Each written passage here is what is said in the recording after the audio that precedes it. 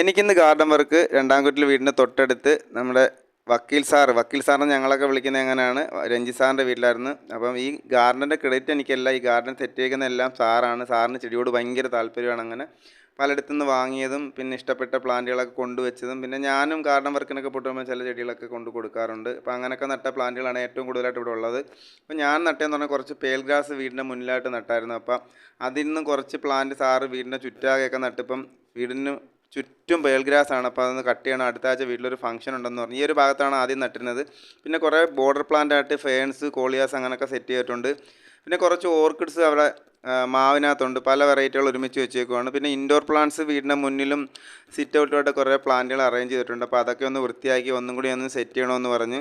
പിന്നെ ഈ ഭാഗത്തൊക്കെ പേൽ ഗ്രാസ് ഇപ്പോൾ നല്ല രീതിയിൽ വളർന്ന്, അതിനിടയ്ക്ക് കുറച്ച് വെജിറ്റബിൾസ് ഒക്കെ ഉണ്ട്. അതുകൊണ്ട് ഇത് പുതിനയിലയാണ്, അത് നല്ല രീതിയിൽ വളർന്നിട്ടുണ്ട്. അപ്പോൾ അത് ചീത്തയാത്ത രീതിയിൽ കട്ട് ചെയ്യണം. അപ്പം എല്ലാവർക്കും ഈ ഗാർഡൻ ഇഷ്ടമായിട്ടില്ലെങ്കിലും ഈ വീഡിയോ ഇഷ്ടമായിട്ടില്ലെങ്കിൽ ലൈക്ക് ചെയ്യുക, ഷെയർ ചെയ്യുക. അതോടൊപ്പം എൻ്റെ ചാനൽ സബ്സ്ക്രൈബ് ചെയ്യാൻ ആരും മറക്കരുത്.